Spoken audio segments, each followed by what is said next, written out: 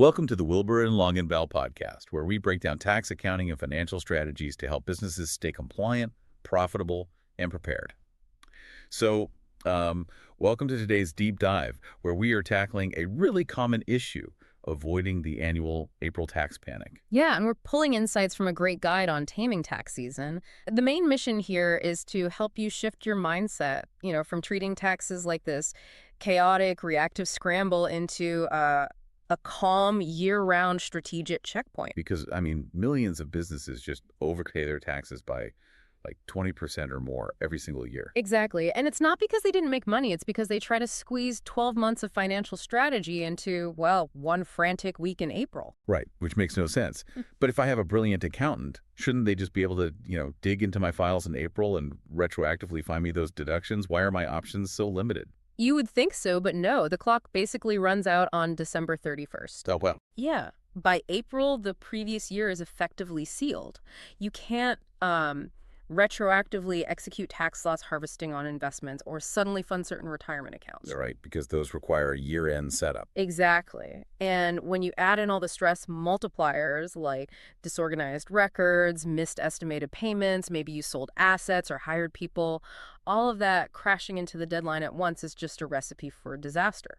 So tax planning isn't a quick pivot. It's basically like cramming for a final exam the night before.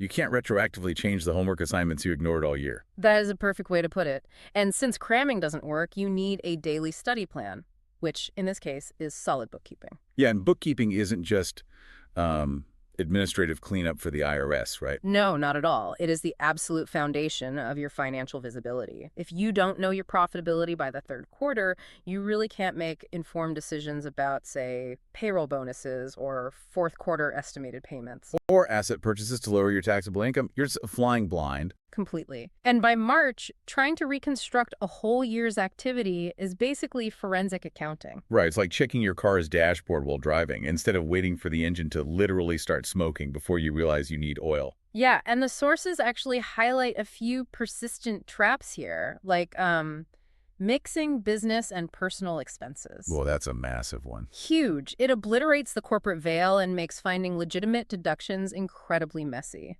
Another big one is ignoring self-employed estimated taxes throughout the year, just banking on the dangerous assumption that, well, nothing unusual happened. I hear that assumption all the time.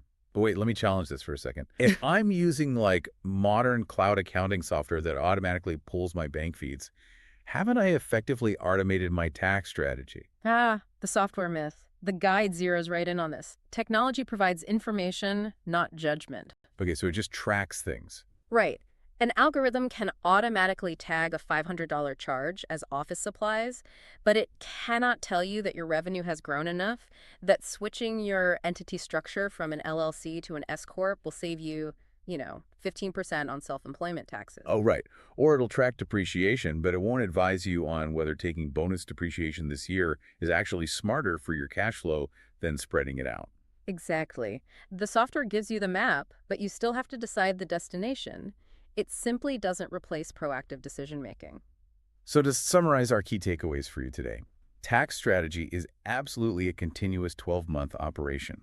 Accurate bookkeeping kills that March forensic panic. Yeah, and recognizing the limits of software ensures you're actually making strategic decisions, not just recording history. Adopting these habits means next April stops being a crisis. It just becomes a normal month where you formally confirm the plan you've been managing all year. Which is exactly how it should be. And, if you want to learn more about how consistent planning can help you and check out our accounting, tax, and advisory services, you can visit www.mwwcpa.com.